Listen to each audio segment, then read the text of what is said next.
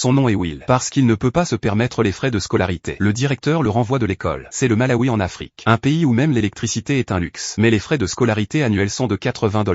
Will rentre à la maison et demande à son père au sujet de la scolarité. Mais son père dit simplement qu'ils doivent s'en remettre au destin. Seulement si les pluies viennent et de nouvelles récoltes poussent dans les champs, peuvent-ils se permettre de le renvoyer à l'école. Mais les pluies incessantes provoquent des inondations dévastatrices. À la place, toutes les graines dans les champs sont complètement emportées. Finalement, quand les eaux de crue se retirent, une sécheresse brutale frappe. La terre se fissure partout, s'étendant comme du verre brisé. Pas une seule récolte ne survit à la saison. Maintenant même mettre de la nourriture sur la table devient une lutte. Sans parler de payer l'école. Mais rien ne peut arrêter la soif de connaissance de Will. Il s'infiltre en classe quand il peut. Il fouille aussi la décharge du village à la recherche de trésors. Chaque fois qu'il trouve quelque chose d'intéressant, il le ramène à la maison pour l'étudier en détail. En plus de cela, Will a un groupe d'amis. Leur truc préféré est de se rassembler et d'écouter la radio ensemble. Mais tout juste comme il commence, la radio meurt. Alors que le groupe déçu est sur le point d'abandonner, Will sort une série de vieilles batteries qu'il a récupérées de la décharge. Il les connecte en série et les branche à la radio. Quand le son crépite et revient à la vie, tout le monde éclate en acclamations. En chemin vers la maison, il croise son professeur qui passe par là. La lumière sur le vélo du professeur attire son attention. Dans sa compréhension, seules les batteries peuvent fournir de l'électricité. Alors comment une bicyclette actionnée par un humain fonctionne? La curiosité le pousse. Le lendemain, il retrouve ce vélo, regardant l'ampoule s'illuminer, juste en tournant la roue. Cela enflamme quelque chose en Will. Sa soif de connaissance revient en force. Alors il retrouve son professeur et lui demande comment cela fonctionne. Le professeur explique que c'est un générateur à courant continu. Mais avec le niveau actuel de connaissance de Will, il n'y a aucun moyen qu'il puisse en construire un lui-même. Mais au lieu de se sentir découragé, Will s'infiltre tranquillement à la bibliothèque de l'école. Il fouille chaque rayon jusqu'à ce qu'il le trouve. Un livre sur la génération d'énergie éolienne. Et la seule chose que le Malawi appauvri possède. Beaucoup de vent. Regardant la terre craquelée et desséchée devant lui, Will arrive avec une idée audacieuse.